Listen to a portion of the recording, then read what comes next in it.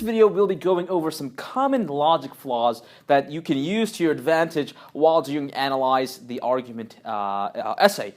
So I'm probably going to do another video of this. I actually have 4 common logic flaws over here, but there are so many logic flaws. Your book has about, I believe, 7 or so, but I will go ahead and probably make another video with more common logic flaws. So when you're given the argument in the analytical writing section, you can use these common logic flaws to basically go ahead and write a well-constructed response and say, well, hey, this is using, this is a bias sample, and therefore, etc., etc., etc. So I would like to go ahead and go over these 4 common logic flaws in general. I mean, this is a very interesting section. I think that you should actually spend some time understanding and learning about a lot of the common logic flaws. It is interesting. Let's take a look at the first one. Part of the whole and whole of the part. What exactly? So I'm not going to do much writing over here, actually, because I can go ahead and say it to you verbally, and hopefully you catch on.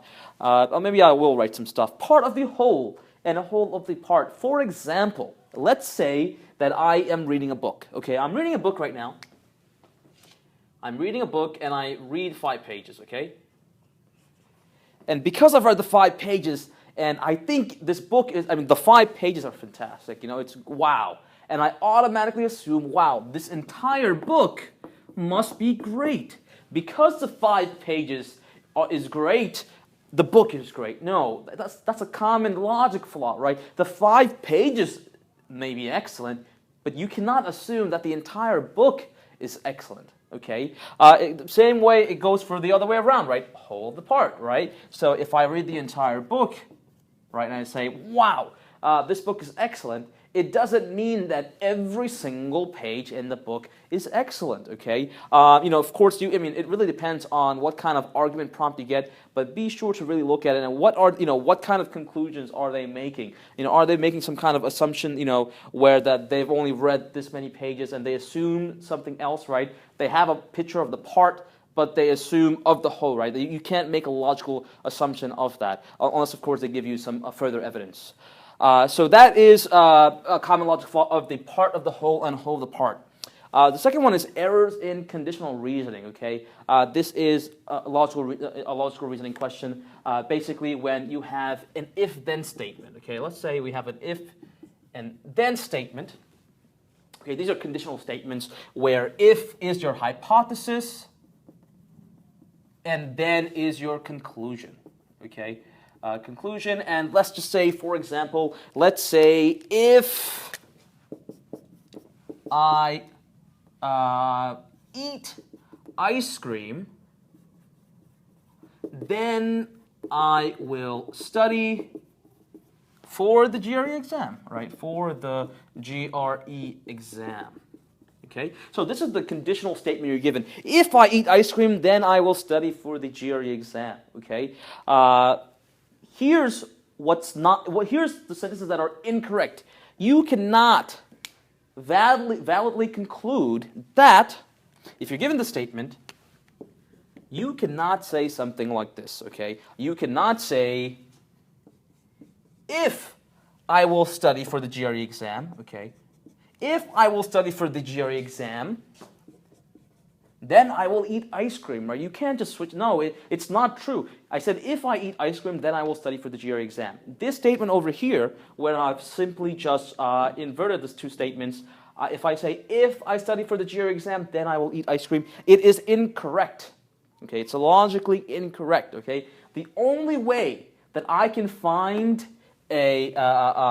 another way to put this sentence to make sure it's correct, it's something called a contrapositive statement, okay? So basically, anytime you're given a conditional statement, you want to go ahead and try to figure out the contrapositive statement, okay?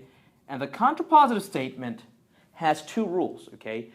And in order for you to make a contrapositive statement, you must follow these 2 rules. You must negate the statements and also switch the statements, okay? You can do it in any order you like. You can switch it and then negate. You can negate and then switch, but nonetheless, they must be both negated and switched. What does that mean? That means I have to take my conditional statement over here. I have to negate this. So if I say, if I eat ice cream, it becomes, if I do not eat ice cream. If I say, then I will study for the GRE exam, it becomes, then I will not study for the GRE exam. But we're not done yet, right? We've negated the statement, and now we have to switch it, okay? If and then always stay, okay? So do not switch these two things, okay? If and then always stay, okay? And you go ahead and switch these two, you go ahead and switch these two. So it becomes, if I will not study for the GRE exam, then I do not eat ice cream. Once again, the only other statement that makes this conditional statement correct is your contrapositive statement. You switch and negate. What does it become? If I do not study for the GRE exam, then I will not eat ice cream, okay? So that is your conditional reasoning statement. So these are your errors in conditional reasoning statement. You cannot just switch it. Or alternatively, you cannot just simply negate it. This is not a valid statement. If I do not eat ice cream, then I will not study for the GRE exam. Right? That is incorrect. You have to switch it and negate it. The last two things we're going to look at is biased sample and appeal to authority. Okay, what is a biased sample? All right, this is not so hard to understand. Okay, here let's take a look at this example that that the test prep book uses. Okay, I go to New York City, and on my way, I encountered 3 obnoxious people, right? 3 rude people. Therefore, everybody in New York City, everyone in New York City must be obnoxious, okay? I mean, you cannot go ahead and you cannot conclude that, okay? That is a biased sample because what do? I've only encountered 3 rude individuals in New York City, right, out of 8 million of the population, and I automatically concluded that people in New York City are obnoxious, right? That is a biased sample. You cannot do that, okay?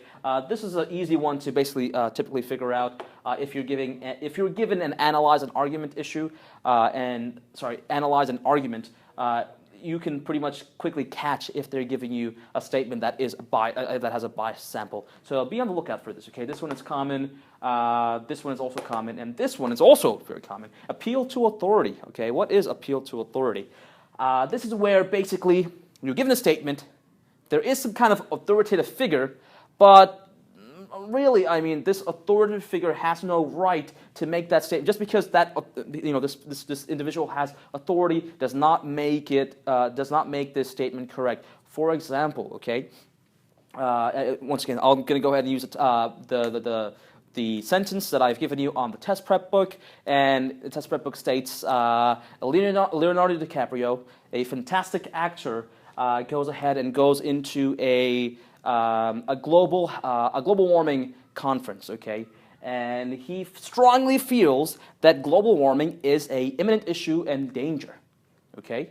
So because Leonardo DiCaprio agrees, because Leonardo DiCaprio states that global warming is a huge threat because so and so and so, we should go ahead and take so-and-so action, okay? And that is appealing to authority. Although Leonardo DiCaprio is a fantastic actor, he is no expert on global warming, right? You have to go ahead and appeal to the correct authority, right? If there is a scientific journal and this journal, this institution is very prestigious and has done years of research in the field of global warming, then of course you're appealing to the right authority. However, even if you have, let's just say, a molecular biologist, an expert molecular biologist, quote-unquote, technically, that's still appealing to the authority, but incorrect authority, right? You want to make sure that you're appealing to the right authority, okay? So just watch out for that. Watch out for that kind of stuff. This one is also pretty common in the analyze an argument essay. Just go ahead and see what kind of things they ask you.